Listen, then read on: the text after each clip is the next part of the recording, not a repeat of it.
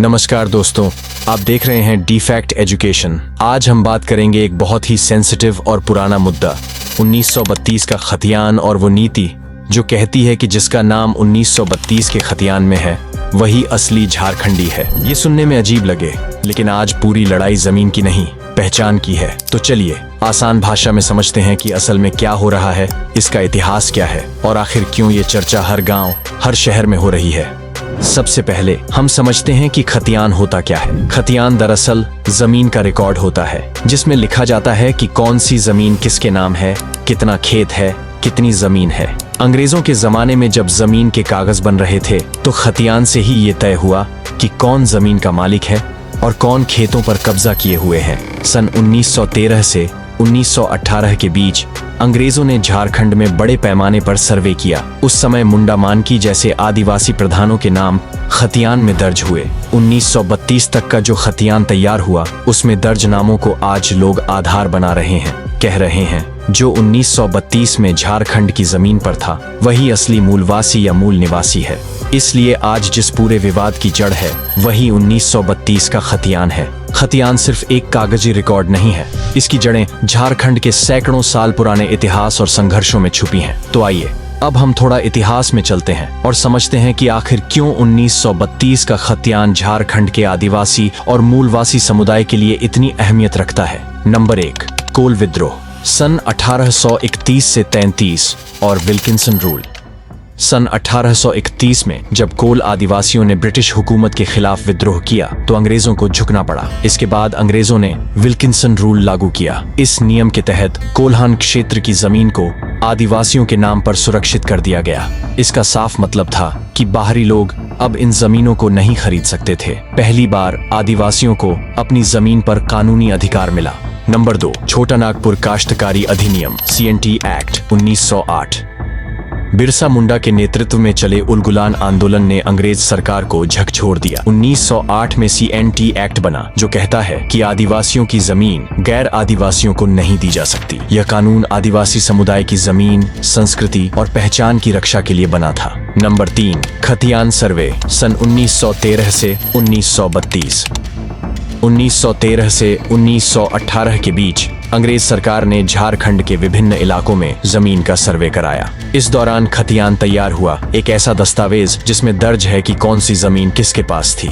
इस खतियान को 1932 तक अपडेट किया गया। यही 1932 का खतियान आज झारखंड में पहचान और स्थानीयता के विवाद का केंद्र बन गया है। लेकिन क्या झारखंड में पहले भी इस तरह की स्थानीय या डोमिसाइल नीति नहीं आई थी? हाँ, आई थी और उसके कारण खूब हंगामा भी हुआ। 2002 में भाजपा के मुख्यमंत्री बाबूलाल मरांडी ने एक नीति लागू की जिसमें ये कहा गया कि जो व्यक्ति राज्य में किसी खास साल से पहले रहता हो वही स्थानीय माना जाएगा। लेकिन ये नीति लोगों को नागवार लगी जिसके कारण हिंसा भड़की, मामला कोर्ट तक पहुंचा और अंततः झारखंड हाई कोर्ट ने इसे रद्द कर दिया। इन ऐतिहासिक घटनाओं और परंपराओं के आधार पर आदिवासी और मूलवासी समुदाय का मानना है कि 1932 तक का खतियान ही असली पहचान और अधिकार का प्रमाण है। उनके पूर्वजों का नाम इस खतियान में दर्ज है और यही वजह है कि वे इसे स्थानीय नीति और अधिकारों का आधार मानते हैं। इसके बाद 2014 में रघुवर दास की भाजपा सरकार ने इस नीति को थोड़ा बदलकर 1985 से पहले झारखंड में रहने वालों को स्थानीयता का दर्जा दिया। इस पर आदिवासी संगठनों ने कड़ी आपत्ति जताई और कहा कि यह हमारी पैदाइशी पहचान की रक्षा नहीं करता। हमें तो 1932 के खतियान को ही स्थानीयता का आधार बनाना चाहिए। फिर 2019 में झारखंड मुक्ति मोर्चा JMM की सरकार बनी और उन्होंने घोषणा की कि स्थानीयता का आधार 1932 के खतियान को ही माना जाएगा। हालांकि कांग्रेस विधायक और आदिवासी नेता रामेश्वर उरांव शुरू में इस नीति के विरोध में थे, लेकिन अब इस विषय पर आंदोलन और चर्चाएं तेज हो गई हैं। अब जरा बात करते हैं कोल्हान प्रमंडल की, जहां इस 1932 खतियान नीति का सबसे ज्यादा असर पड़ेगा। कोल्हान में आते हैं जमशेदपुर, धालभूम इलाका, सरायकेला, चाईबासा, पोड़ाहाट और इनके आसपास के इलाके जैसे बराभूम, पातकुम वगैरह। इस पूरे इलाके में करीब 52 लाख लोग रहते हैं। अब सरकारी आंकड़ों की माने तो इनमें से करीब 40 लाख लोगों के पास 1932 का खतियान नहीं है। मतलब अगर सरकार कह दे कि सिर्फ वही झारखंडी है जिसके पास 1932 का खतियान है तो ये 40 लाख लोग बाहरी माने जाएंगे, चाहे वो यहीं पैदा हुए हों, यहीं स्कूल गए हों, पूरा जीवन यहीं बिताया हो। फिर भी अब सवाल ये है, इनके पास खतियान क्यों नहीं है? नंबर 1, अंग्रेजों के जमाने में सरायकेला, खरसावां और चाईबासा जैसी जगहों पर राजा महाराजाओं के नाम पर जमीन होती थी। आम लोगों के नाम पर कोई रिकॉर्ड बना ही नहीं। नंबर 2, 1932 तक कई इलाकों का खतियान सर्वे हुआ ही नहीं था। उदाहरण के लिए जमशेदपुर का खतियान 1934 से 1938 के बीच बना, पोड़ाहाट का 1928 से 32 के बीच। बाकी बहुत सारे इलाके तो 1958 से लेकर 1995 के बीच सर्वे हुए। तो जब सर्वे ही नहीं हुआ तो लाखों लोगों का नाम खतियान में आएगा कैसे? अब सोचिए इसका नतीजा क्या होगा। इतने सारे लोग अब बाहरी कहे जाएंगे। सरकारी नौकरी, कॉलेज में एडमिशन, आरक्षण जैसी चीजें सब मुश्किल हो जाएंगी। गांवों में लोग अब एक दूसरे से पूछते हैं, तुम्हारा खतियान है? स्कूलों में बच्चे कहने लगे हैं, तुम बाहरी हो, तुम्हें नौकरी नहीं मिलेगी। जो भी नौकरी के लिए तैयारी कर रहा है उसका मन अब डर और चिंता से भर गया है। पूरे समाज में एक तरह की उलझन और बेचैनी फैल गई है। अब बात करते हैं कानूनी पहलुओं की। सरकार चाहती है कि 1932 वाले खतियान को ऐसा कानून बना दे जिसे कोर्ट में चुनौती न दी जा सके। इसके लिए उसे संविधान की 9वीं अनुसूची में डालना चाहती है। लेकिन मामला इतना सीधा नहीं है। अब एक एक पॉइंट को समझते हैं। पहला, सुप्रीम कोर्ट क्या कहता है? सुप्रीम कोर्ट ने 2007 में ही कह दिया कि अगर कोई कानून 9वीं अनुसूची में है तब भी कोर्ट देख सकता है कि वो सही है या नहीं। यानी अगर किसी को लगता है कि ये कानून भेदभाव करता है तो वो कोर्ट में जा सकता है। दूसरा, जमशेदपुर में खतियान था ही नहीं। अब सोचो, जमशेदपुर जैसे इलाकों में 1932 में तो कोई खतियान था ही नहीं। वकील कहते हैं कि वहां तो पहली बार जमीन का रिकॉर्ड 1964 में बना। तो ऐसे में 1932 को आधार बनाना कैसे सही होगा? तीसरा, राजनीतिक बहस। इस पर राजनीतिक पार्टियों में भी बहस हो रही है। जेएमएम कहती है कि ये आदिवासियों का हक है, उनकी पहचान है। वहीं बीजेपी कहती है कि ऐसा ना हो कि जो लोग सालों से यहाँ रह रहे हैं उन्हें बाहरी कह दिया जाए, सबको न्याय मिलना चाहिए। तो भाई यही वजह है कि 1932 खतियान वाला मामला बहुत उलझा हुआ है। इसमें कानून भी है, राजनीति भी और लोगों की भावनाएं भी। इसीलिए इसे समझदारी से हल करना जरूरी है। सिर्फ कानूनी नहीं, इसका सामाजिक और राजनीतिक असर भी गहरा है। आदिवासी और मूलवासी समुदाय का कहना है, बाहर के लोग आकर हमारी नौकरियां, जमीन और जो हमें मिलना चाहिए वो दूसरे लोग ले जाते हैं। 1932 खतियान ही हमारी असली पहचान दिखाएगा। ओबीसी, दलित और पुराने प्रवासी जैसे बिहारी मजदूर कहते हैं, अगर हमारा नाम 1932 खतियान में नहीं हुआ तो हमें नौकरी, योजना, आरक्षण नहीं मिलेगा। ये मुद्दा सिर्फ एक कानून नहीं है, ये लोगों की जिंदगी, पहचान और भविष्य से जुड़ा मामला बन गया है। सरकार को ऐसा रास्ता निकालना होगा जहां आदिवासी का हक भी बचे और सालों से रह रहे लोगों का सम्मान भी। हालांकि पुराने मुख्यमंत्री मधु कोड़ा जैसे नेता कहते हैं, ये फैसला जल्दबाजी में लिया जा रहा है, जमीनी हकीकत को नजरअंदाज किया जा रहा है। चलिए साफ तौर पर समझते हैं कि इस नीति से क्या क्या फायदे और नुकसान हो सकते हैं। सबसे पहले इसके फायदे को समझते हैं। पहला, आदिवासी एवं मूलवासी समुदाय को सुरक्षा।